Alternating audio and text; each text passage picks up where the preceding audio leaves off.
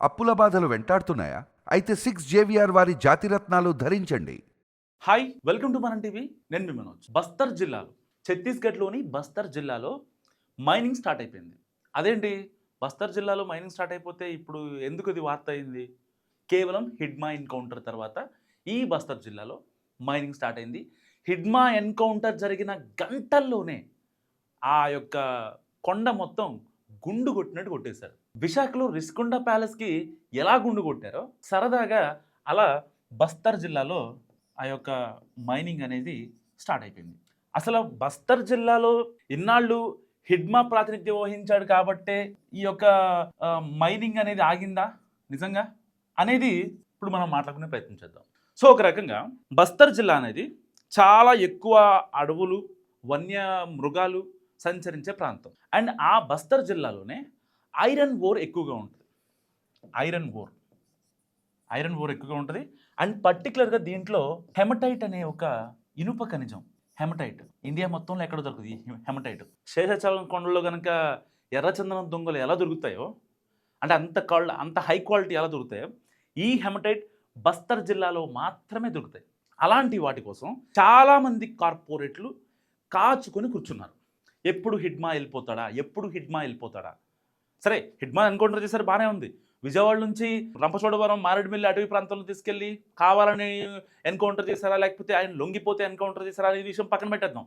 ఆయన నేను సపోర్ట్ చేస్తలేను. సరే, ఓకే, చట్టం తన పని చేసిపోయింది, బాగానే ఉంది. కానీ హిడ్మా ఎన్కౌంటర్ అయిన గంటల వ్యవధిలోనే ఎందుకు బస్తర్ జిల్లాలో మైనింగ్ స్టార్ట్ అయింది? దీనికి సమాధానం చెప్పేవాళ్ళు ఎవరైనా ఉన్నారా? ఏ కేంద్ర ప్రభుత్వం, ఏ రాష్ట్ర ప్రభుత్వాలు చెప్తాయి? ఓకే, హిడ్మాని ఛత్తీస్గఢ్, ఇంకా మధ్యప్రదేశ్, ఆంధ్రప్రదేశ్, తెలంగాణ, దాదాపు 4 జిల్లాల్లో హైలీ వాంటెడ్ మావోయిస్ట్గా ఆయనకి గట్టి పేరు పెట్టారు. ఆయన గెరిల్లా యుద్ధాలు చేస్తాడని, లేదంటే ఆయన మావోయిస్టు అగ్రనేత అని చెప్పి, ఆపరేషన్స్ హెడ్ అని చెప్పి ఆయన్ని పెద్ద పెద్ద బిరుదులు కీర్తించి, ఆయనకి డీజీపీ కన్నా 30 మంది సెక్యూరిటీ ఉంటారు, 30 మంది మావోయిస్టులు, ఎవరైతే మావోయిజం అనే భావానికి లాయల్గా ఉంటారో అలాంటి వాళ్ళు 30 మంది ఆయనకి సెక్యూరిటీగా ఉంటారు. అలాంటివి ఆయన్ని ఎలా చంపేస్తారు? సరే, దానికి సమాధానాలు అన్నీ దొరికినాయి.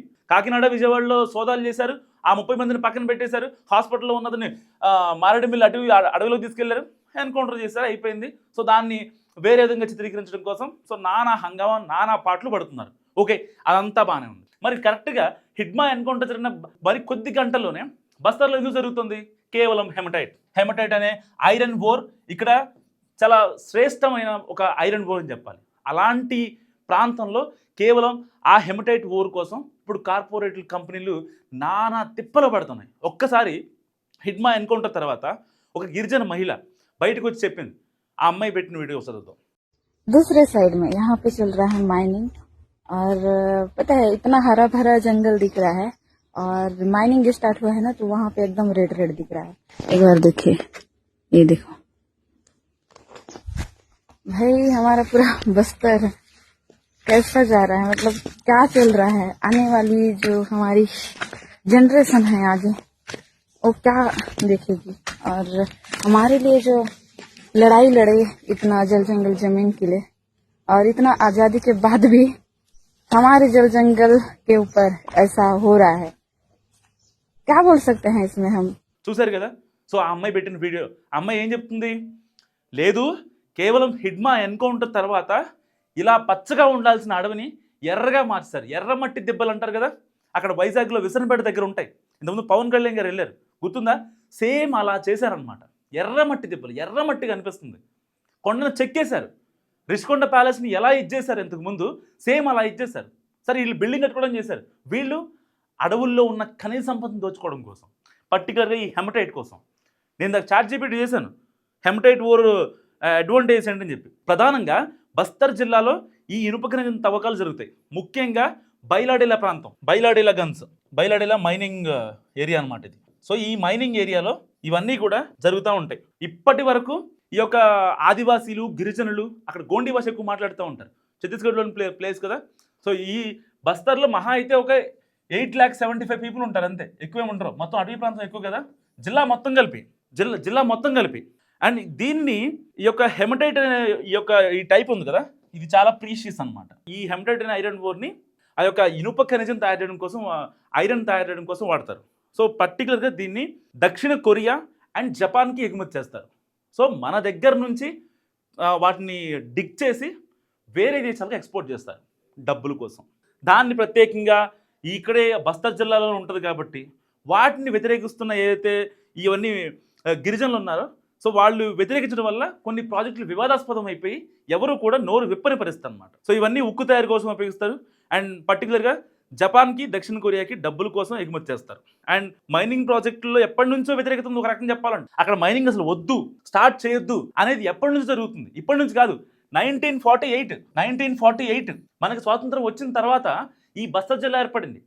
ఆ బస్తర్ జిల్లా ఏర్పడిన తర్వాత ఎవరిలో కలవాలనే కొన్ని కాన్సిక్వెన్సెస్ తర్వాత వాళ్ళు ఇండిపెండెంట్గా ఉన్నారు. తర్వాత సుక్మా జిల్లాకి యాడ్ అయింది. తర్వాత ఛత్తీస్గఢ్ జిల్లాలో ఒక ప్లేస్ని పెట్టుకుంది. సో దానికంటూ ఆ జబల్పూర్ ప్రధాన కార్యాలయం ఉంటుంది. ఇంకా ఏసీపీలు కావచ్చు, డీసీపీలు కావచ్చు, మొత్తం వాళ్ళే చూసుకుంటూ ఉంటారు పరిపాలన అదంతా. సో ఏదేమైనప్పటికీ అక్కడ వాళ్ళల్లో గిరిజనుల్లో అక్షరాస్యత కోసం, వాళ్ళకి కరెంట్ల కోసం, లైట్ల కోసం, లేకపోతే వాళ్ళకి ఒక మంచి జీవన విధానం కోసం ప్రయత్నిస్తున్నామని చెప్పే పెద్దలు మరి ఇక్కడ ఈ హెమటైట్ కోసం ఎందుకు ఆరాటపడుతున్నారు? హిడ్మా చనిపోయిన కొద్ది గంటల్లోనే బస్తర్ జిల్లాలో మైనింగ్ స్టార్ట్ అయిందంటే ఏ రేంజ్లో ఉంది? సో ఇన్నాళ్ళు కేవలం ఆ బస్తర్ జిల్లాలో హిడ్మా ఉన్నాడు కాబట్టే మైనింగ్ జరగలేదు. ఇప్పుడు హిడ్మా లేడు, ఎవరు అడిగేవాళ్ళు లేరు కాబట్టి ఇష్టారాజ్యంగా మైనింగ్ చేస్తారు.